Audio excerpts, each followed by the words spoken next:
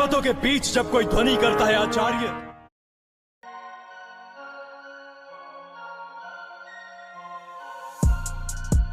Apakah karena reinkarnasi dari Kumbakarna? Mari kita cari tahu pada video kali ini. Namun sebelum itu, seperti biasa, Mimin minta sedekah kalian dengan cara tekan tombol subscribe dan nyalakan tombol lonceng agar kalian tidak ketinggalan notifikasi video menarik lainnya. Jika sudah, tidak usah berlama-lama. Langsung saja kita masuk ke ceritanya. Karena terlahir dari rahim Kunti, ibu dari para Pandawa. Dewi Kunti saat remaja mendapatkan ilmu dari seorang maharesi yang kelak jika sedang bercinta berdoalah kepada dewa tentang sifat anak yang diinginkannya. Saat Kunti bercinta dengan pacarnya, ia membayangkan Dewa Surya. Kemudian lahirlah seorang bayi tampan sebelum Kunti menikah. Kunti merupakan putri bangsawan yang akan dinikahkan dengan Pandu. Maka bayi lelaki itu kemudian dibuang di Sungai Gangga. Namun Kunti mengawasi anaknya sampai ada orang yang memungutnya. Di telinga anak itu dipasang anting-anting sebagai tanda. Anak itu kelak dipanggil Karna, yang artinya adalah telinga. Seorang kusir yang bernama Adirata kemudian memungut bayi itu dan memberi namanya Radea.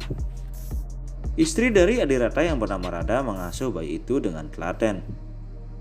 Karena Adirata dan Rada tidak memiliki seorang putra. Radea remaja tumbuh dengan kekar, tapi dia ditolak belajar di padepokan Guru Drona. Ia ditolak karena status sosialnya yang merupakan seorang sudra, yang merupakan kasta terendah saat itu. Radea tidak putus asa dan mencari guru lain. Begawan Bhargawa bahkan ia membanggakan kastanya yang rendah dengan menyebut namanya Radea Sutaputra. Sementara itu di sisi lain Kunti menikah dengan Pandu, lalu melahirkan 3 orang putra yaitu Yudhistira, Bima, dan Arjuna. Istri Pandu yang kedua kemudian melahirkan anak kembar yang bernama Nakula dan Sahadewa. Ketika Pandu meninggal dunia, Dewi Mantri memilih ritual Satya yaitu menceburkan diri pada api yang membakar Pandu. Sebagai imbalannya, Kunti harus mengasuh kelima anak lelakinya tanpa pilih kasih. Dan ketika Radea menginjak dewasa dan tahu asal-usulnya bahwa dia adalah anak dari Kunti yang pertama, Karna pun menuntut haknya. Karna menolak untuk membantu Pandawa dan ia berada di pihak Korawa. Karna berada di pihak Korawa disebabkan karena janjinya kepada sahabatnya Drudana. Karna memihak Korawa bukan karena senang kepada Korawa, tetapi membalas sakit hati karena ditolak oleh Pandawa.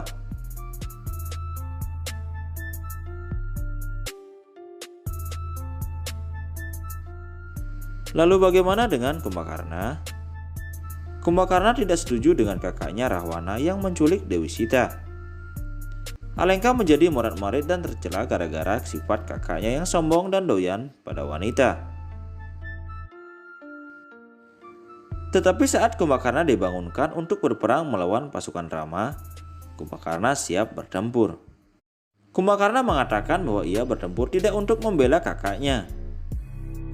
Ia juga tidak membela pemimpin yang begitu jahat, tapi ia membela tanah airnya. Itulah yang dikatakan oleh Kumbakarna. Kumbakarna ingin negerinya aman dan damai, rakyatnya tidak menderita, dan untuk itu dia harus berperang. Kumbakarna berperang bukan untuk membela pemimpin kerajaannya. Dan pada akhirnya kita semua tahu bahwa Karna dan Kumbakarna kalah dalam peperangan. Apakah Karna merupakan titisan dari Kumbakarna? Jawabannya tentu saja tidak. Karna merupakan reinkarnasi dari seorang iblis jahat yang bernama Sahasra Kawaca. Ia merupakan iblis yang telah menindas jutaan manusia tak berdosa dan para brahmana. Ia juga menciptakan kekacauan di bumi dan swargaloka. Inilah alasan mengapa Karna terlahir dengan nasib malang karena jahatnya dan dosanya yang dilakukan dalam kelahiran sebelumnya. Nah sobat, demikian kisah kali ini. Semoga kalian menyukainya. Ingatlah selalu bahwa apapun yang kita lakukan pasti akan ada hasilnya. Meskipun saat ini kita tidak dapat menikmatinya, mungkin pada kehidupan selanjutnya kita akan dapat menuainya. Nah sobat, sampai jumpa pada video kita selanjutnya. Salam bahagia dan rahayu.